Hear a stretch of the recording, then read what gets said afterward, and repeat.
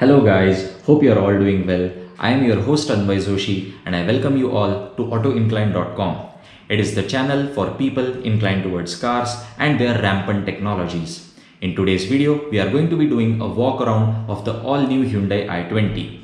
The highlights about this car are the sporty design, spacious interiors and a list of features. So how does the car look? How are the comfort levels inside? What are some of the feature highlights? And what is the pricing? We'll be answering all of these questions in today's video.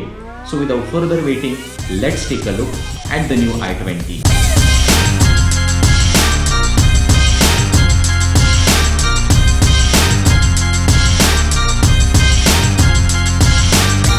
Let's start from the front and with these headlights. These are the projector LEDs with DRLs and indicators in a single unit. In the center is the big Hyundai logo on the jewel patterned blacked out grille, below which is the sleeked blacked out air dam, next to which are the LED fog lights placed on the triangular vents like the i10 Neos and the Hyundai Aura. So overall, from the front, the car with its sharp edges looks a lot sporty than before. From the side, you can observe that the indicators are mounted on the mirrors, which also get puddle lamps that will turn on once you unlock the car. Below these mirrors is a chrome line which starts from the bottom of A pillar, goes all the way back and encircles the C pillar. Another line starts from the front fender and travels towards the rear door. Similarly, another line starts from the rear door and goes towards the tail lights. At the bottom, we get the black claddings below the swage lines on both sides. At the end, let's talk about these tires. These are the 16-inch diamond cut alloys with 195/55 rubber around them. Talking about the dimensions, the car is just short of 4 meters in total length with a wheelbase of 2.6 meters, and in terms of height, it is 1.5 meters tall with a ground clearance of 17 centimeters. At the rear, like the Honda City, the new i20 gets Z-shaped LED taillights which are connected by its chrome lining running over the boot. Surprisingly, the indicator lights are not LEDs. On the rear bumper, the car gets parking sensors which are standard for all variants with a camera available from the sports variant. At the bottom, you also get the blacked out diffuser of sorts. As we are at the back, let's open up the boot.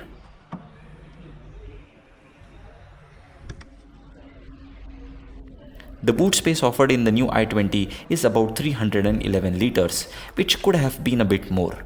Underneath the load tray is the spare tire with a mechanical jack. So overall, the car certainly has an attractive design from all the angles, and the sporty looks certainly feel within limits and not too exaggerating like the Hyundai Aura. Now as we have reached back to the front, let's open up the engine bay. The new Hyundai i20 is powered with an array of petrol and diesel engine options. The one which we are checking out right now is the 1.2 liter petrol engine that makes 83 horsepower at 6000 rpm with 114 Newton meters of torque at 1500 rpm. This engine is available with the manual and the CVT gearbox. The manual makes 83 PS power while the CVT makes 88 PS power. The other two options are the 1 liter turbo petrol making 120 PS power, which is available in the 7-speed DCT or the IMT gearbox, and lastly is the 1.5 liter diesel engine that makes 100 horsepower, which is only available in the manual. This engine transmits power to the front wheels and is transversely mounted on the front axle, making it front engine front wheel drive. Talking about these seats, the comfort levels have to be said are truly awesome. The profile of these seats engulf me really nicely. My spine is in the straight position, and for my height of 5 feet 8 inches, the thigh support which I am getting is quite good, and so is the headroom. The road visibility which I am getting is also pretty nice. Now before we head back to see the comfort levels, let's take a look at the controls mounted on the dashboard and the doors.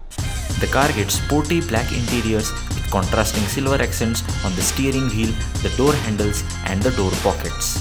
In the center, the car gets the 10.25-inch touch infotainment system supporting Apple CarPlay and Android Auto along with the BlueLink connectivity.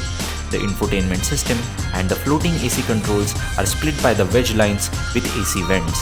Below the AC controls, you get the 12-volt charging point along with the USB slots, below which is the wireless charging pad with the cooling function with the cup holders in between the gear lever and the storage equipped armrest. In terms of safety, the car gets 6 airbags, one on the steering wheel, one on the dashboard, and two side curtain airbags. The controls for the infotainment system along with the cruise control and MID are mounted on the steering wheel, which is also adjustable in terms of reach and rake. Behind the steering wheel are the controls for the automatic headlights and wipers, and behind which is the digital instrument cluster with the multi-information display in the center. On the driver's side are the controls for the windows and mirrors. Between the steering wheel and these controls are the controls for the engine start-stop, driver rear view monitor and headlight leveler. Below the door pockets are the bottle holders next to one of the 7 speakers, including a subwoofer at the back provided by Bose. Finally, on top you get the sunglass holder with the button to open and close the sunroof. Now I am seated at the back, and the comfort levels in the rear seat, like the front, have to be said are truly awesome. For my height, I have more than sufficient amount of legroom and headroom. And special thanks to these wider seats, the shoulder support which I am getting in the new i20 is pretty great as well. Now, since the car is slightly longer, I can certainly stretch out my legs and enjoy the comfortable ride. Now let's see what all is offered in the back. In between the front seats, I get the AC vents with some storage space to put my phone, and below that is the USB charging point. In the center, I get the armrest that unfortunately does not have any cup holders. Behind me, I get the headrest, and behind that is the parcel tray on which I can place some of my belongings. So overall, the quality of the materials being used and the comfort levels both on the front and the rear seats has to be said is truly awesome, and you certainly feel that you are sat in a premium hatchback. Well, that was a walk around of the all-new Hyundai 20. I personally love this design as it completely feels unique and you won't confuse this premium hatchback with the others available in the Indian market. And after seeing this car, I personally cannot wait to take this car out for a thorough drive and give you guys my driving experience and opinion on my channel. Now let's talk about the car's variants and the pricing. The new i20 comes in 4 variants, namely Magna, Sports, Asta, and the top end variant is the Asta option. The ex-showroom pricing of the car starts at 6.79 lakhs and goes all the way up to 11.17 lakhs for the Asta option DCT. Considering some of the unique features which this premium hatchback is offering, such as the sunroof, hill climb assist, Oxy Air Purifier, wireless charging with cooling pad, and the Bose Premium 7-speaker sound system, the pricing to some extent certainly feels justifiable. What do you think about the new i20? Kindly let me know in the comments down below. That's it for today's video then guys. If you have enjoyed the walk around of the car, kindly hit that like and subscribe button and become a member of autoimplant.com, and I will catch up with you guys again in the next video with a new car. Bis dann, auf Wiedersehen.